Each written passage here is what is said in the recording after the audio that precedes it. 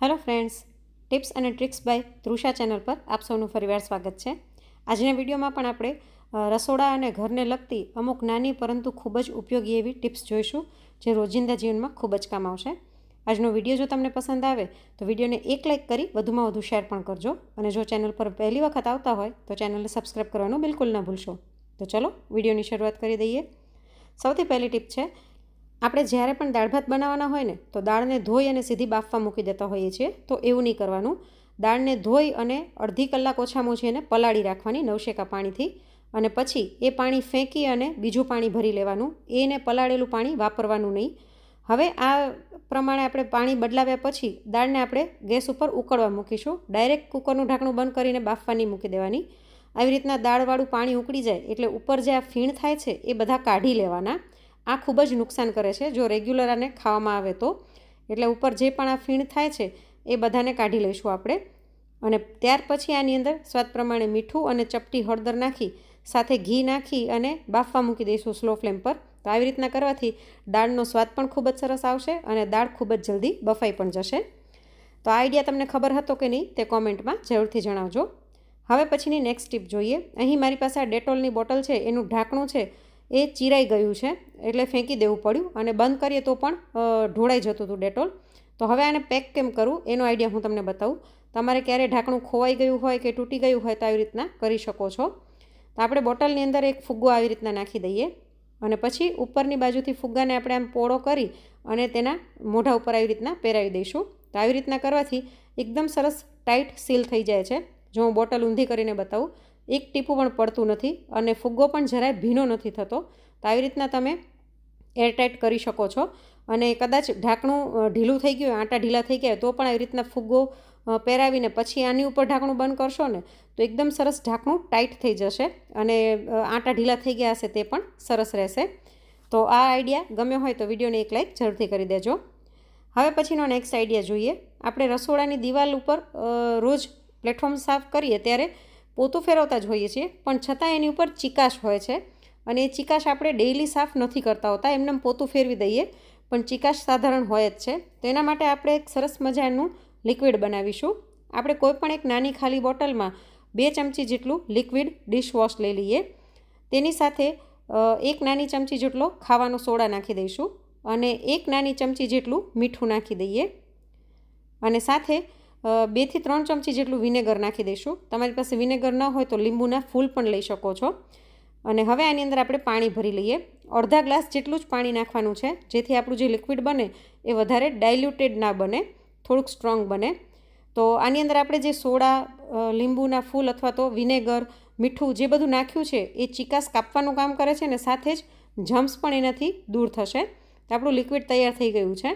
હવે જ્યાં પણ આવી રીતના ચિકાસ હોય ને ત્યાં ડેઇલી નહીં પણ તમે 2-3 દિવસે એક વખત આવી રીતના બોટલમાં લિક્વિડ બનાવીને રાખો અને નાખી અને ઘસી લેશો ને એકદમ સરળતાથી સાફ થઈ જશે. લિક્વિડ એવું હોય ને તો નાખી અને 1 થી 1.5 મિનિટ એને રહેવા દેવાનું, અને પછી આની ઉપર પોતું ફેરવી દેવાનું, તો સરસ ચિકાશ નીકળી જશે. અને આ લિક્વિડ એવું છે કે તમારે ઘસવું પણ નહીં પડે, અને આ લિક્વિડનો ઉપયોગ તમે ક્યાંય પણ કરી શકો છો. જેમ કે ચીમની હોય, ચીમની ઉપર પણ ચિકાશ જામતી હોય છે, તો એમાં પણ આ લિક્વિડ નાખી અને ક્લીન કરી શકો છો. તો ઘસ્યા વગર એકદમ સરળતાથી ક્લીન થઈ જશે. આવી રીતના તમે 2-3 દિવસે ક્લીન કરતા રહેશો તો રસોડું તમારું ચોખ્ખું રહેશે અને વારે વારે સાફ નહીં કરવું પડે. અને આ લિક્વિડનો ઉપયોગ તમે કિચન કેબિનેટ હોય, ડ્રોવર હોય, ગમે ત્યાં કરી શકો છો. એકદમ સરસ ક્લીન થઈ જશે. ઇવન બાથરૂમની ટાઇલ્સ ક્લીન કરવામાં પણ આ લિક્વિડનો ઉપયોગ કરી શકો છો. તો આવી રીતના થોડા ટાઈમે ક્લિનિંગ કરતા રહેવાથી આપણું ઘર એકદમ સરસ ચોખ્ખું રહેશે. હવે પછીનો નેક્સ્ટ આઈડિયા જોઈએ. આપણા દરેકના ઘરમાં આવી રીતના પ્લાસ્ટિકની કોથળીઓ ભેગી થતી જ હોય છે, અને આપણે શું કરીએ, કોઈ એક મોટી થેલી હોય ને એની અંદર આ પ્લાસ્ટિકની કોથળીઓને આવી રીતના ડૂચો વાળીને રાખતા હોઈએ છીએ. તો એવી રીતના કરવા કરતાં કોથળીઓને કઈ રીતના સાચવીને રાખવી એના માટેનો હું તમને એક સરસ આઈડિયા બતાવું. આપણે કોઈ પણ એક પ્લાસ્ટિકનું ખાલી કન્ટેનર લઈ લઈશું. તમે ચોરસ, લંબચોરસ ગમે તે લઈ શકો છો. ડિસ્પોઝેબલ આઈસ્ક્રીમના જે આવતા હોય એ પણ લઈ શકો છો. હવે આની અંદર આપણે એક કોથળીની અંદર આ બોક્સ નાખી દઈએ. બહુ મોટી કોથળી નહીં લેવાની, માપની હોય એવી લેવાની. તો અત્યારે હમણાં આપણે આને સાઈડમાં રાખી દઈએ, અને આ જે પોલિથીન બધી છે એને કઈ રીતના ગોઠવવી તમને બતાવું. આપણે આને વાળી અને આવી રીતના ફોલ્ડ કરી લઈશું, અને પછી આ જે હેન્ડલ હોય એનું એની અંદર આપણે બીજી પોલિથીન નાખવાની છે. બીજી જે પોલિથીન હોય એનો પાછળનો ભાગ છે એ સહેજ આપણે આવી રીતના અટકાવીને વાળી લઈશું. સહેજ આવી રીતના અટકાવવાનું છે, એટલે જ્યારે આપણે કાઢવી હશે ત્યારે એક કોથળી કાઢશું તો બીજીનો હેન્ડલ બહાર આવી જશે.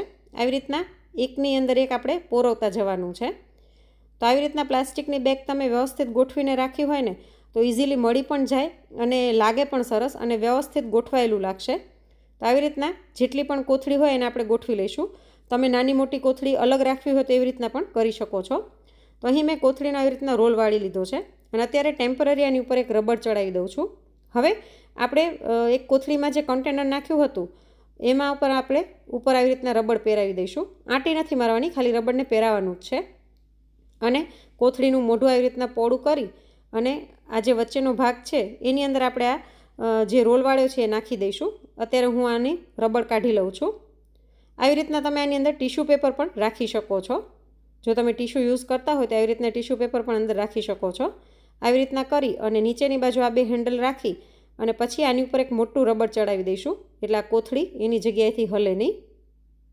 તો આવી રીતના આપણું એક સરસ કોથળી સાચવવાનું કન્ટેનર બની ગયું છે. હવે જ્યારે પણ તમારે કોથળી વાપરવી હોય તો આમાંથી તમે ખેંચશો એટલે ઇઝીલી કોથળી બહાર આવી જશે અને એના હેન્ડલમાં આપણે કોથળી હોવાથી બીજી કોથળીનું હેન્ડલ પણ બહાર આવી જશે. તો જો ઇઝીલી તમે કોથળી જ્યારે વાપરવી હોય ત્યારે કાઢી શકો છો. તો સરસ ગોઠવાયેલું અને ચોખ્ખું લાગશે. હવે પછીનો નેક્સ્ટ આઈડિયા જોઈએ. હવે વરસાદની સિઝન શરૂ થવાની છે અને આપણે ગમે ત્યારે ગાડી લઈને નીકળીએ તો ગાડીના સાઈડ મિરર અને પાછળના કાચ ઉપર વરસાદના કારણે આવી રીતના પાણી આવી જતું હોય છે, જેના કારણે આપણું વિઝન છે તે બ્લર થઈ જાય છે. પાછળ ગાડી આવતી હોય તો ખબર નથી પડતી. ઘણી ગાડીમાં પાછળના કાચમાં વાઇપર હોય છે પણ ઘણી ગાડીમાં નથી હોતા. તો એમાં પણ પાછળના કાચમાં આવી રીતના વિઝન બ્લર થઈ જાય છે. તો એના માટે આજે હું સરસ મજાની ટીપ બતાવીશ. આપણે પહેલાં મિરરને વ્યવસ્થિત ક્લીન કરી લઈએ અને ત્યારબાદ ઘરેથી નીકળતા પહેલાં અથવા તો વરસાદ પહેલાં આપણે અડધું બટેટું લઈ અને કાચ ઉપર આવી રીતના ફેરવી લઈશું. ખાલી એક જ વખત આપણે બટેટાને આમ ફેરવવાનું છે. આવી રીતના તમે બંને સાઈડના મિરર અને પાછળના કાચમાં પણ ફેરવી શકો છો. અને પછી આની ઉપર ગમે એટલું પાણી પડશે તો પણ તમારું વિઝન બ્લર નહીં થાય, કેમ કે પાણી કાચ ઉપર રહેશે જ નહીં. જો એકદમ સરસ ચોખ્ખો કાચ રહે છે. અને હું તમને સ્પ્રે કરીને પણ બતાવી દઉં. સ્પ્રે કરશો ગમે એવો વરસાદ આવશે તો પણ તમારા કાચ એકદમ સરસ ચોખ્ખા રહેશે. તો આ ટીપ ગમી હોય તો વિડીયોને એક લાઈક જરૂરથી કરી દેજો. હવે પછીનો નેક્સ્ટ આઈડિયા છે ગોળ માટેનો. આપણે દેશી ગોળ લઈ આવીને તો કંઈ વાંધો ના આવે, પણ આપણે ગોળ જ્યારે ભીલીમાં લઈ આવીએ તો તે ખૂબ જ ટાઈટ હોય છે અને કાઢવો મુશ્કેલ બને છે. તો તેને સરળતાથી કાઢવા માટે અહીં મેં કડાઈમાં એકદમ ગરમ વરાળ નીકળે તેવું પાણી લઈ લીધું છે. તેની અંદર આપણે આ ગોળનો ડબ્બો અથવા તો ભીલી છે તે મૂકી દઈશું અને આવી રીતના ફેરવીશું. આપણે એમને રાખી નથી મૂકવાનું, નહીંતર તળિયેથી સાવ ઓગળી જશે પાણી ગરમ હોવાથી. એટલે આવી રીતના એને ફેરવતા જઈશું અને સાઇડ્સને પણ ફેરવીશું. આવી રીતના કરવાથી ભીલી છે તે અથવા તો ગોળ છે તે ડબ્બાની અંદરથી એકદમ સરળતાથી અને ખૂબ જ ઝડપથી નીકળી જશે. તો આવી રીતના થોડીક વાર કર્યા પછી હવે આપણે આની અંદરથી ગોળને કાઢી લઈએ. સહેજ થપથપાવીશું એટલે આરામથી ગોળ નીકળી આવશે. જો તમે જોઈ શકો છો કે કેટલી સરળતાથી નીકળી ગયો છે. હવે આ ગોળને ભાંગવો પણ ખૂબ જ અઘરો પડે છે અને આપણે બધી જ રેસીપીમાં ગોળને લગભગ છોલીને અથવા તો સુધારીને જ લેતા હોઈએ છીએ. તો તેના માટે હું તમને એક બીજી ટીપ બતાવું.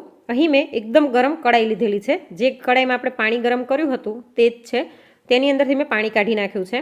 તેમાં એક સ્ટેન્ડ રાખીને ગોળની ભીલી રાખી દઈશું અને ઢાંકીને આને થોડીક વાર માટે રહેવા દઈશું, જેથી વરાળ અંદર ભરાવાથી ગોળ એકદમ સરસ સોફ્ટ થઈ જશે. જો તમને એવું લાગે કે કડાઈ ઠંડી થઈ ગઈ છે તો તમે કડાઈને ફરી એક વખત ગરમ કરી શકો છો. તો થોડીક વાર રાખ્યા પછી હવે આપણે ગોળને કાઢી લઈશું. થોડીક વારમાં ગોળ સરસ પોચો પડી ગયો છે. તમે જોઈ શકો છો કે એકદમ મેલ્ટ નથી થયો. તો હવે આ ગોળને આપણે એક પ્લેટ ઉપર મૂકી અને ચાકુથી સુધારી લઈશું. એકદમ સરળતાથી સુધારાઈ જશે. તમારી પાસે અવન કે માઇક્રોવેવ હોય તો તમે એમાં 30 સેકન્ડ ગોળને મૂકી દો તો પણ ચાલે, પણ અવન કે માઇક્રોવેવ ના હોય તો મેં બતાવી રીતના તમે ગોળને સહેજ તપાવીને પછી આવી રીતના કરશો તો એકદમ સરળતાથી ગોળ સુધારાઈ જશે. તો આવી રીતના ભીલીને સુધારીને પછી પાછો એના ડબ્બામાં ભરી લેવાનું અને જ્યારે પણ ઉપયોગમાં લેવો હોય તો સરળતાથી તમે ઉપયોગમાં લઈ શકો છો. તો આ આઈડિયા ગમ્યો હોય તો વિડીયોને એક લાઈક જરૂરથી કરી દેજો. હવે પછીનો નેક્સ્ટ આઈડિયા જોઈએ. આપણે એક પાણી બનાવીશું, જેના માટે 1 મોટી ચમચી જેટલું મીઠું લઈ લઈએ. તેની સાથે 1 મોટી ચમચી જેટલા લીંબુના ફૂલ લઈ લઈશું. લીંબુના ફૂલની કંઈ ખાસ કિંમત નથી હોતી અને કોઈ પણ કરિયાણાની દુકાને તમને ખૂબ જ સરળતાથી આ મળી પણ જશે. તેની સાથે આપણે 1 ગ્લાસ જેટલું પાણી નાખી દઈએ. રેગ્યુલર જે નળનું પાણી હોય એ જ મેં અહીં લીધેલું છે. અને હવે આને બરાબર મિક્સ કરી લઈશું. લીંબુના ફૂલ ઓગળી જાય એટલું મિક્સ કરી અને પછી આપણા ઘરમાં રહેલા કોઈ પણ તાંબા પિત્તળના વાસણો કે મૂર્તિ હોય એને આની અંદર આપણે રાખીશું ને એટલે તરત જ એની જે કાળાશ હોય ને તે દૂર થઈ જશે. જુઓ, આપણે જરાય ઘસવું પણ નહીં પડે, એકદમ સરળતાથી ખાલી પાણીમાં અડાડતાની સાથે જ સરસ ચોખ્ખું થઈ જાય છે. તો વગર મહેનતે આવી રીતના તમે ક્લીન કરી શકો છો અને અંદરની બાજુ પણ ક્લીન થઈ જશે. આ લોટી એકદમ નાની છે તો અંદરથી ઘસવી ખૂબ જ અઘરી પડે. તો આવી રીતના પાણી નાખીને ખાલી ફેરવશું ને તો અંદરથી ચોખ્ખી થઈ જશે. આવી જ રીતના તમે ઘરમાં પીવાનું પાણી રાખવા માટે ઘણા લોકો તાંબાની કોઠી વાપરતા હોય છે તો એને પણ સરસ ક્લીન કરી શકો છો. તો આવી રીતના જુઓ, તમે ઘસ્યા વગર ખાલી પાણી અડાડવાથી જ અંદરથી ક્લીન થઈ ગયું છે. અને વધારે અંદર ગંદુ લાગતું હોય તો પાણી ભરીને થોડીક વાર રાખી પણ શકો છો. એવી જ રીતના આવી રીતના ગણપતિની કે કોઈ પણ મૂર્તિ હોય તમારા ઘરમાં તો એને પણ આ પાણીમાં રાખશો તો એકદમ સરસ ચોખ્ખી થઈ જશે. જુઓ, નીચે અને ઉપરમાં ફરક દેખાઈ રહ્યો છે. આ એકદમ ઝીણી કોતરણીવાળું છે તો આપણે ક્લીન કરવું અઘરું પડે. તો આવી રીતના પાણીમાં આપણે ક્લીન કરીને રાખીએ તો એકદમ સરસ વગર મહેનતે ચોખ્ખી થઈ જાય છે. અને આવી રીતના બધા જ વાસણ અને મૂર્તિને સાફ કર્યા પછી એને કોરા કરી અને સહેજ તેલવાળો હાથ લગાડી દેવાનો, જેથી ઓક્સિડેશન નહીં થાય તો જલ્દીથી તે કાળા પણ નહીં પડે. તો આજના આ બધા જ આઈડિયામાંથી તમને કયો આઈડિયા સૌથી વધારે ગમ્યો અને તમે કયા શહેરમાંથી મારા વિડીયો જોઈ રહ્યા છો તે કોમેન્ટ કરીને જરૂરથી જણાવજો. અને જો વિડીયો ગમ્યો હોય તો લાઈક કરીને વધુમાં વધુ શેર પણ કરજો. ફરી મળીશું નવા વિડીયો સાથે. Thanks for watching.